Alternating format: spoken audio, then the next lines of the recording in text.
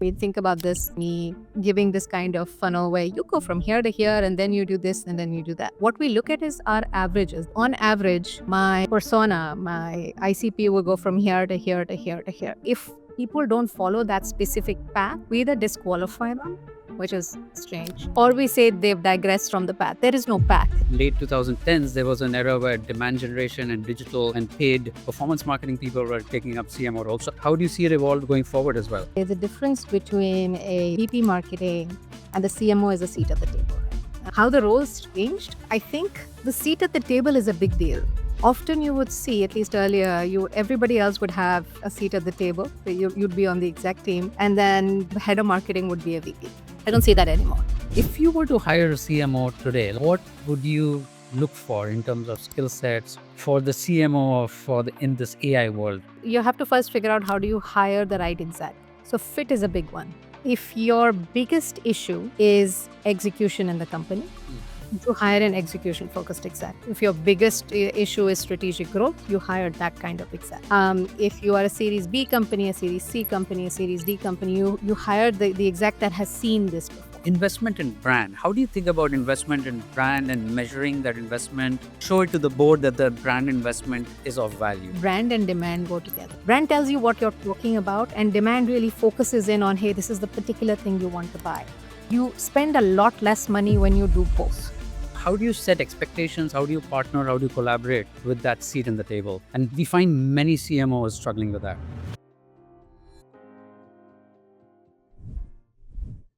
Thanks everyone for joining. I'm Dipinder Dhingra, founder and CEO of RevSure.ai. And thanks for joining this episode of the Moneyball CMO. I'm very glad to be joined by Ritu Kapoor, who's the CMO of Observe.ai. Welcome, Ritu. Thank you, Dipinder. Thank you for having me. Absolutely. Ritu, it was very exciting to know that you were going to join us today. I saw your profile. You've had a very interesting career since you started. I think you started as an engineer and then slowly worked your way through becoming a CMO. And you've had quite a few transitions in between. So I'd love for you to just talk about your journey and your story in your own words. And then obviously we'll have a lot of questions from there. Sounds good. So I think like a lot of Desi kids, I went into engineering. I went to IIT Varanasi at the time and worked at Toyota for a couple of years as an engineer, and then decided, hey, I really want something that's more customer facing. Today, if you ask engineers, they're in front of customers a lot, but at that time it wasn't the case. So I went and got my MBA from Houston, and then started to work in financial services for a bit. We then moved as a family to Singapore, and that was my first foray into marketing, trying to work for a nonprofit and trying to put myself out there and raise money. I swear to God, I thought it would be an easy gig, and it was the hardest gig of my life. Being able to market a organization that people may or may not have heard of, and asking them for money in return for goodwill. It wasn't easy. It was definitely gave me a sense of what marketing can do. I came back to the US, I think 4.5 years later. And then somebody I met through the organization hired me in a product role. But in all startups, you wear a lot of hats. So I did both product and marketing. And then did product for another company called Palameda, which was acquired by a larger company called Flexera. And that's when I started moving into product marketing.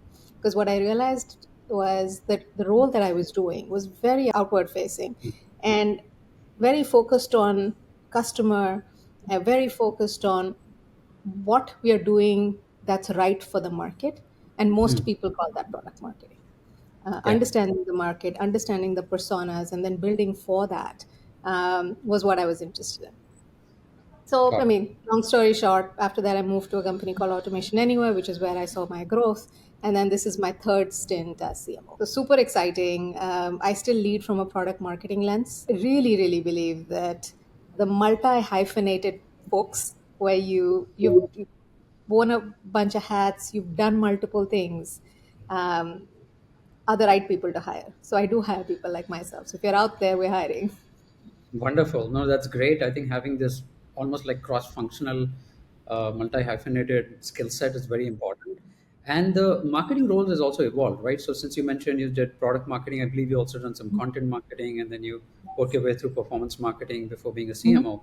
How has the marketing role evolved, and how has the CMO role evolved? Specifically nowadays, we are seeing a lot of product marketing folks come back into CMO roles. One point in the late 2010s, there was an era where demand generation and digital and paid performance marketing people were taking up CMO roles. So how has it evolved for you, and how do you see it evolve going forward as well? I think the difference between, I was telling somebody else the other day, the difference between a VP marketing and a CMO is a seat at the table, right? Can you bring that strategic perspective to the first team, to the executive team? And Hmm. oftentimes, PMMs, people that grew up down that up the PMM chain in tech companies, Hmm. are more suited for that job, because you come from a more strategic perspective. I'm not saying demand marketers aren't strategic, but just if you look at the kind of people that sit in a tech company startup board or a tech company startup exec team, it's more suited to a PMM because you understand product, you understand persona, you understand where it's coming from, you understand users. So as a result, a lot of PMMs today are sort of first in line for CMO. How the Got it. roles changed, I think the seat at the table is a big deal. Often you would see, at least earlier, everybody else would have a seat at the table. You'd be on the exec team, and then the head of marketing would be a VP. I don't see that anymore, at least in most places. You Got it. see equality. You see them as go-to-market leaders. So your sales leader and your marketing leader are both revenue leaders. They have one goal, which is revenue. It's not like one person's owning ARR, the other person's owning pipeline. They're both owning one goal, which is the end result, and that's revenue for the company. And that's, I think, the difference between what it used to be and what it is today. MQLs are great, and they're a great indication of success, but nobody owns that metric anymore.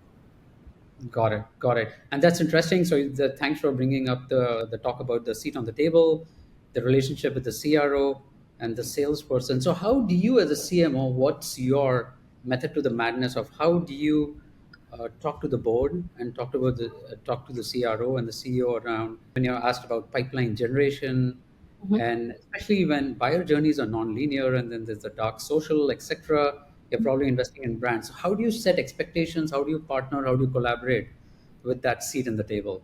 And we find many CMOs struggling with that. So there's no good answer, right? You have to, like they say, you have to raise the child you have. So it's the company you have and where the company is. So for us today, yeah, fairly mature, but we do have a new product line, the AI agents. It's about a year old, and we're seeing tremendous growth there. But a lot of our revenue is coming from our older business, which is conversation intelligence. So you have to almost treat both those businesses differently, right? You have a new offshoot, you have shoots of green on this end. Most of the growth is going to come on this side, but you still have the business that you currently operate. And I'm telling you specifically, like two kinds of businesses within my company. Got it.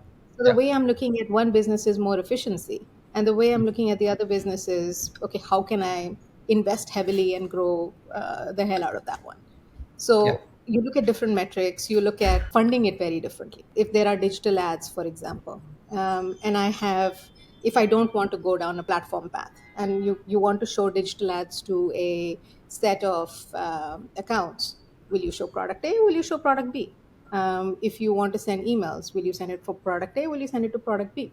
A lot of people go down the platform approach. How do you make those changes, those shifts between different products, different things? I think a lot of the decisions are really those things. No, absolutely. I think, especially in the evolution that Observe.ai is going through, and many other companies are going through because they're adding agentic AI and new product lines based on that. It's a question of how do you kind of take them to market, which is the Mhm. go-to-market aspect that you're talking Mhm. about, but also how do you optimize your channels and how do you use your channels efficiently. So, have you found? I'm just curious because I think about this constantly for my business at RevSure, like what channels are working for me. So how do you think about the different channels, especially in the stage of AI where there's now chat GPT and there's this whole concept of generative engine optimization and answer engine optimization, etc. People talk about SEO coming down. How are you thinking about your channels online, offline? How do you use them based on the economics and based on the audience and the segments that you? So here's basically how we do it, at least for our most important accounts. And RevShow is a big part of that. How do I create a buyer committee and use whatever channels I have available to me? to go after people on the buyer committee. So say, Depender, we are reaching out to you. We really want to be able to reach out to you. So we're going to use a combination of six sense. We're going to use a combination of different intent signals to figure out where you are on the Mm. internet. I may even figure out where you are, where do you live, so I can send you a gift. My Yeah. job is to make sure that anybody on the buyer committee I'm able to engage, whether Mm. it's knowing that you're at an event, or knowing that you frequent Economic Times, the website, or knowing that you're currently researching specific kind of product. Once I know that, Mhm. then between my marketing teams, my sales teams, my SDR teams, we figure out the right way to approach you. So Mm. for our specific, like high intent, not high intent, but very important accounts, people that we want to go after, accounts that you retire on, we really, it doesn't matter what the channel is. You use a combination of all. There's a great tool we looked at the other day. It's called Vendalux, Mm. and it tells me who's going to be on in which event, which third party event. Oh, very nice. Yeah. So it works out really well. So then that becomes a great channel. It's not so much about the channel, it's more around making sure you have the right buyer committee mapped and then figure out how you go out and get that. Now, there's also your mid market accounts where channels are really important. So Mm. today, at least for our business, events are a big one. Third party events are a really big lead generator. And then, trying to do these small bespoke events to be able to mature the pipe, trying to make sure you have the right sequences to be able to mature the pipe is important. But as we really focus on the enterprise, that buyer committee and being able to create that is the most important thing. Got it. No, makes complete sense. I think knowing where your audience is going to be at what time, that's kind of, if you have that, that's very important, especially on an enterprise perspective. We've taken an Yes. angle where events are important to us, definitely, and we've kind of seen that kind of driving impact for us. It's just about awareness, but also being able to reach our target audience in person, right? Mhm. Not just digitally. And then obviously there's the digital channels that we also operate. In your point of view, like with this whole AI and chat GPT, like, Yeah. so we've kind of created a lot of content that's kind of optimized for such LLM and foundational models so Yes. that answers on chat GPT and perplexity, etc., can get Yes. optimized, and they're not, especially just representing ourselves well is important. So do you see that investment that you're making, and or you kind of try to make as well? We are. I think everybody is today. Yeah. Everybody's trying to figure out what the secret sauce is. I feel like Yeah. we just about figured out Google and then they flipped it on us. Okay. But it's Yeah. a lot of content, but the right kind of content. So the way we understand what ChatGPT indexes is PR. A lot of the things that have just high credibility. So PR firms are back in business, trying to make sure that you have articles on CX today, at least for us, on the large online magazines, is suddenly become more important. We went Yeah. through an age where it was dying out, and now everyone's back in business. So Yeah. you have to figure out the right places to put articles. Blogs are Yeah. great for SEO, and this whole AEO thing is very different now. You have to have third party validation for most of this. Analyst reports. Yeah. Yeah, absolutely. The content placement is becoming very important. Mhm. So, and in terms of AI tools now, so there's so much AI, the tools to kind of automate campaigns and the tools to like the AI SDRs, etc. Have you found a technology that you feel that has changed your perspective on how you do marketing using AI? No, not yet. I Yeah. don't think the tools are there yet, though we're using a bunch of them. We're trying the AI SDR, but in really small portion sizes. As we're moving to Australia, we're going to use AI SDRs to open up that market for us because it's Mm. brand new, and then we can get data like specifically around a brand new market. I'm not going to use in the US yet till I have confirmation that this thing's not going to. People know how to use it. That's the biggest issue right now. It's making sure my team knows how to use the results of an AI SDR. So for Observe, that's really what we sell. We sell voice AI, we sell chat AI. And the people that we sell it to, the contact centers, really understand this technology. And it's been around for a while. But for a company like ours, with a small group of people, the kind of AI SDR you need, the kind of conversation it needs to have is a little different. So we are trying to make sure that the change management and the understanding of the tools that they're using is accurate before I open it up. It's actually not the technology, it is the people using the technology that we have to focus on. Got it. The biggest question is, if I had 100K, where would I invest it? There are so many channels, there's so many projects, there's so many campaigns. Based on historicals, can somebody crunch the data for me and tell me where can I invest this new 100K? It's every CEO's question, right? When you come in and say, hey, I have a bunch of money, where do I invest it? So while RevSure doesn't completely answer the question for you, it gets you very, very close. So that's what I enjoy about the product, where it's able to use AI and crunch your existing numbers, be able to project that into the future and tell you what you need to do in terms of, and again, it's just as good as the data you give it, just like everything else. So we're still at the point where we're training the software, but it's working. Great. No, glad to hear it. And coming back to you talked about the importance of the buying committee and just the buyer journey and kind of finding where different people are in that buying journey. Mhm. No, we talk a lot about how buyer journeys are very nonlinear, and that's a very important aspect. But yet, when people try to track funnels, it's a very linear way of operating, right? But we Yes. know that there's no smooth linear funnel. What pains me specifically is why we are not able to kind of track the non-linearity of the buyer journey and understand that if something gets recycled, let's say something goes from MQL to recycle, it's not really a bad thing because that's another signal that you Mhm. recalibrated something as saying, we had some understanding of that buying signal of that buyer journey, but now we have a Mhm. better understanding. So instead of thinking about it as a retrogression, it should be celebrated as a signal that you have a better estimate of that buying journey and that particular account and that particular lead. So what's your thought process in this whole aspect of how do you track buying journeys, buying committees, funnels, etc.? So this is an interesting one, and I was talking to one of the founders of Marketo, and he said, I created this kind of funnel for a specific purpose, and the way it's used in marketing isn't how I envisioned it, which is absolutely true. I mean, think Yeah, about this, giving this kind of funnel where you go from here to here, and then you do this, and then you do that. What we look at is our average as the benchmark, and that's what it is. Like on average, my persona, my ICP will go from here to here to here to here. Doesn't mean they will. If people don't follow that specific path, we either yeah, disqualify them, which is strange, um, yeah, or we say they've digressed from the path. There is no path. It's more of an average.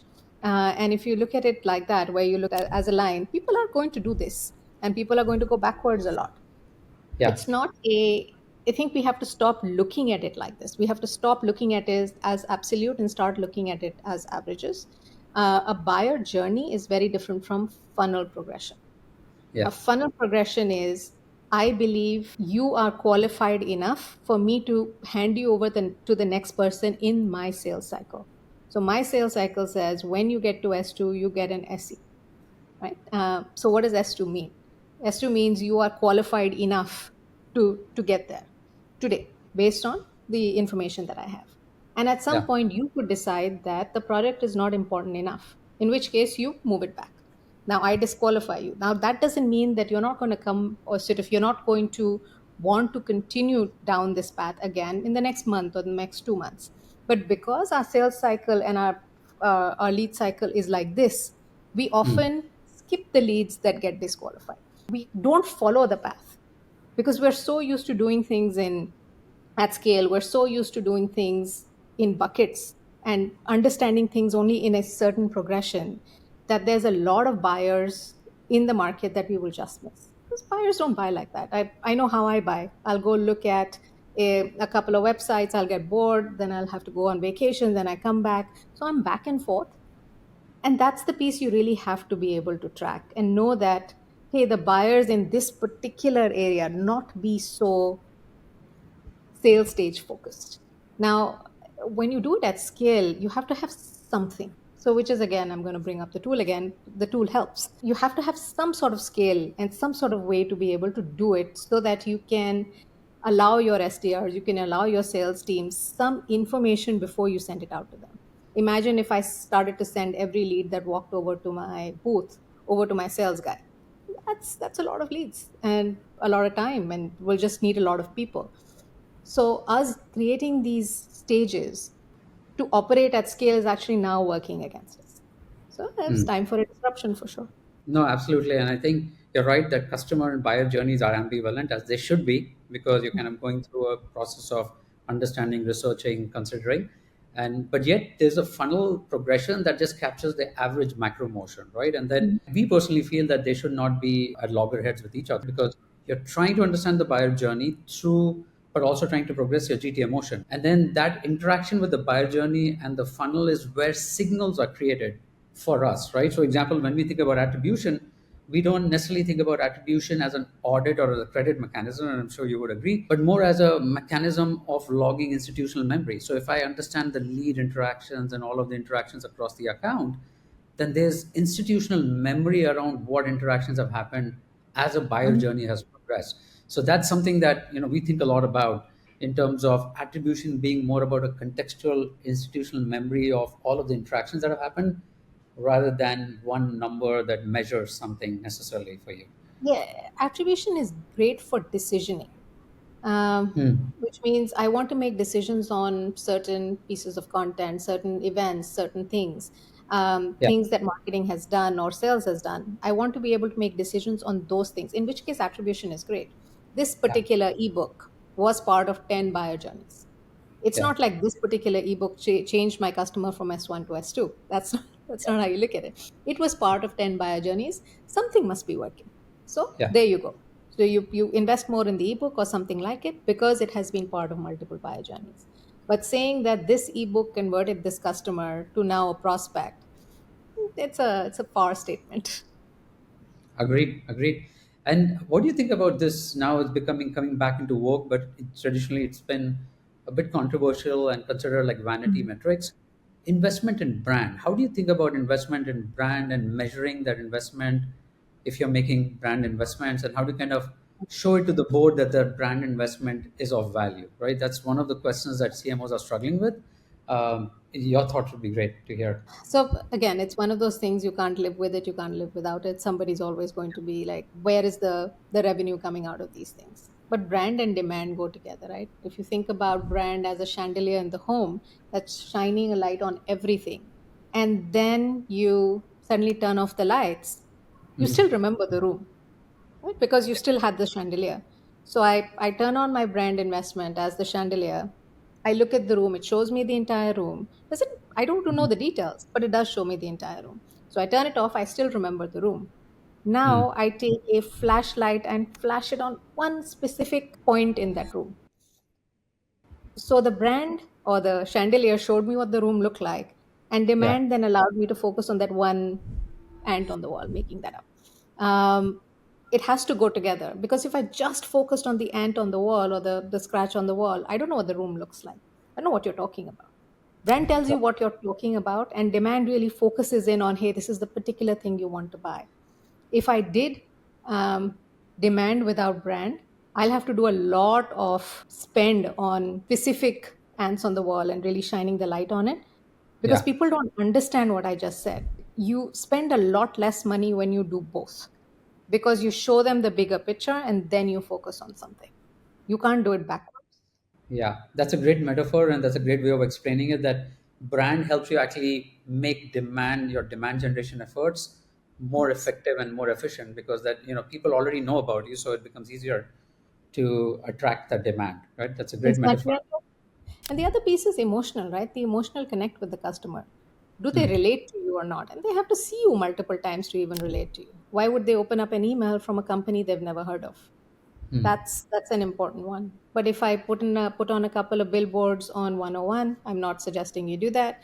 But send you a couple of gifts, the chances of you opening up my demand email just increase tremendously, because Yeah. you've heard of who I am. I'm not just a spam company. I'm just not somebody that's similar to the 100 other emails that you have in your inbox.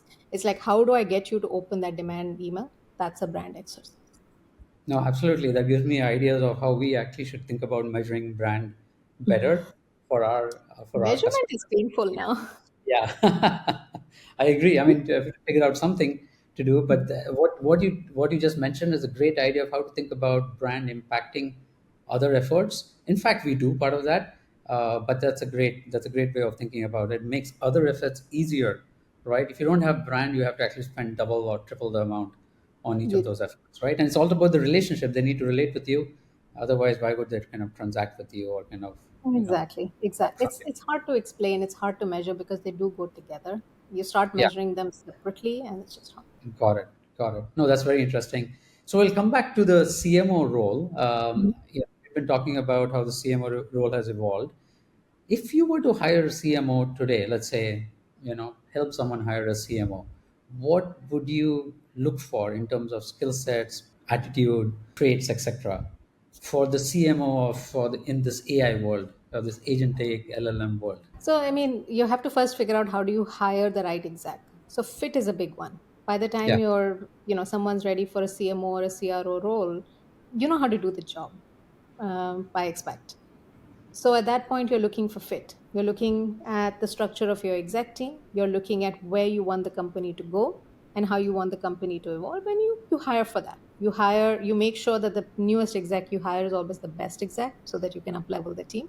And you hire specifically around where you want to go. Hmm. Um, if your biggest issue is execution in the company, Hmm. you hire an execution focused exec. If your biggest issue is strategic growth, you hire that kind of exec. If you are a Series B company, a Series C company, a Series D company, you hire the exec that has seen this before. And this applies to anybody. You don't want, well, you could absolutely take a chance on people that haven't because you believe in the skill set. There's always that X factor that you're able to kind of take over and say, hey, I'm going to take a chance on this. Like people took a chance on me. Yeah. But most people will hire specifically for someone that has seen the growth before. Now, if you go down specifically the CMO path, you have people that grow up in product marketing, you have people that grow up in demand. I don't think it matters too much, to be quite honest, because CMO comes in and hires around him or her. You Hmm. hire people that specifically complement your skill sets. Hmm. So when we are hiring execs, we make sure that they sort of pitch the pack, where they're able to bring in their own people, they're able to attract talent, and to be able to take the company where it wants to go. Don't hire based on where you are. Hmm. Think about what your plans are and hire based on where you want to go. That's be my biggest advice. Got it. That's great. I think understanding where you're going is the most Mhm. important aspect in kind of deciding what kind of a Mhm. CMO you want. And then that CMO should be able to kind of bring together a team that Yes. complements that role. Do you think this is like wartime for CMOs?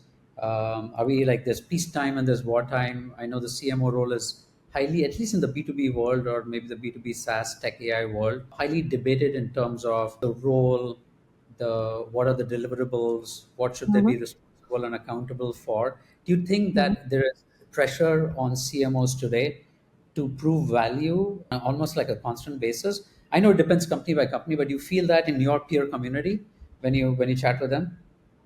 Yes, because today CMOs are looked at more like go to market leaders than lead generators.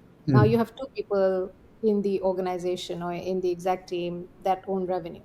That's never Hmm. a good. That's never a good spot. Yeah. So I'm actually guessing if I look past, to the next 10 years, this becomes one role: Hmm. your demand gen and Hmm. your sales execution. There becomes one leader because today more and more CMOs are being held accountable to revenue than not. Now, with the first question you asked was the challenge for CMOs. Challenge really is, like the question around brand and demand. How do you explain it? How Hmm. do you There's things you can measure, there's things you cannot measure. Marketing is as much an art as it is a science. So is Hmm. sales, but that's easily understood. Hmm. Not a lot of leaders are willing to jump into the marketing boat to really want to understand. Hmm. And it is easy to cut things that are pre-revenue, where you come in and you say, well, you absolutely need product, you absolutely need sales, but let's cut the ads without really understanding. Right. Marketing, can you cut this aspect of it and that aspect of it without really knowing that there's a customer journey you look at versus specific channels and specific things. Hmm. For example, if most of my revenue is now coming from this billboard on 101 Hmm. and I cut that because I don't have any data on it, I just broke the buyer journey. Those are the kinds of things where it takes some intuition and it takes some experience in order to know where to cut, how to do. And a lot of times it's being especially when the CMO doesn't have a seat at the table. A lot of times it's being forced down. Hey, cut this or cut that. I don't see value here and there from Yeah. somebody that's never been in the marketing seat. So that's a challenge. No, definitely we see that challenge across the board. And I think that's just a better way of articulating the impact of brand investments, whether it's either qualitative or quantitative, that can kind of show its impact on the buyer journey, even if not kind Mm. of direct correlated impact to revenue and pipeline becomes very important. And Yes. uh, and in addition, what we are seeing is that although it seems that the roles should merge between the demand gen and the sales side, I personally still feel that there is a role for a CMO outside that, in addition to that, not exclusively outside that, but in addition to that, because that aspect of the buyer journey can't be captured when you're very focused on demand gen and revenue generation, because that's what you're going to do is for the next 1 or 2 quarters, but you're also kind of setting up your brand and your growth and your strategy and your awareness and preference for the next X quarters, even beyond that, right?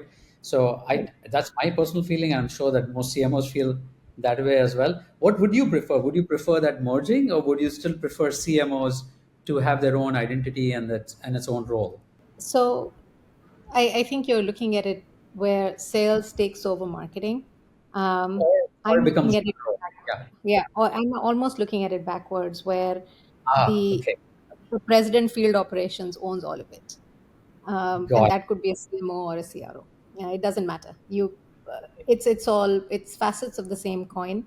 It is an outbound motion. So today, for example, in the last few years, CMOs now own the business development org. I own the SDRs and the BDRs.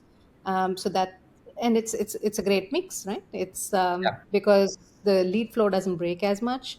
The Mhm. messaging stays constant across marketing and the SDR teams.